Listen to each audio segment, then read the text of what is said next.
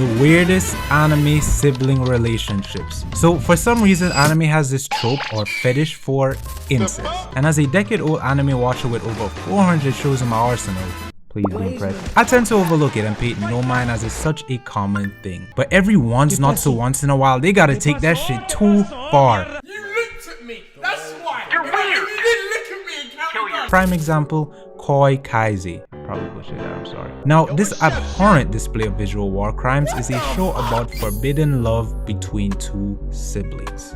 Nothing we haven't seen before, unfortunately. But incest wasn't enough, huh? You had to make him a fucking pedophile too, huh? How is this shit legal, bro? Who made this shit? Oh, you hiding your face, huh? Nah. Show your face, you cheater. Face judgment. Anyways, how rude of me. Allow me to introduce you to our wonderful cast. Koshiro Saiki, a 27-year-old marriage consultant. Yeah, real fucking funny. And his 12-year-old love interest slash little sister Nanako Saiki. I feel disgusting even arranging that sentence. Koshiro lives with his father, 27 by the way, bum ass nigga. His father explains that Nanako will now be living with them due to her commuting issues to and from school. Heard that nigga? Grade school. No red flags yet? So for some context, Koshiro and Nanako haven't seen each other in a long time, resulting in them not even recognizing each other. They bumped into each other on the train where Nanako clumsily drops her school ID, which Koshiro notices, and as the good Samaritan he is, he returns it to her and they part ways. Back to the main plot. So Koshiro just got dumped by his legal girlfriend, but as that's happening, guess who appears to be his rebound? The hot cold, the 12-year-old. The 12-year-old, that's his sister. He takes his 12-year-old sister on a romantic date. She's in a school uniform, for God's sake. After the romantic outing, the two are met with the great conflict. They find out they're siblings. Hey! Hi, Dad. Hey, Pop. Huh? And that should seal the deal, right? I mean, being a pedophile is one thing, but incest too, that's too far, right? I mean, surely that's where you draw the line, right? Fuck's sake. Episodes 2 to 11 are basically just a painful slow burn. Nothing unusual happens. You know, go to school, going to work, sniffing your little sister's bra. You know, regular sibling shit. All he did was walk me home. Just being nice? Are you insane? Think about it. You don't really know what his motives are. That's disgusting. The only one who sees it that way is you. Why are you acting like you know everything? Because you're so pretty! What did you just say? The show tries to drag us into this wholesome psychological turmoil of forbidden love, where Koshiro feels guilt for liking his little sister and is constantly contradicting himself and having this internal battle of morality. And in episode 12, he loses that battle horribly. So Koshiro finally moves out and gets his own apartment. About time, nigga. Start a family. Not with her. And Nanako decides to pay him a visit. And so far, the video has been pretty tame, but just a heads up, it gets really yeah. So after the whole oops, I fell on your dick anime trope, he carries her upstairs and patches her up like any good big brother would.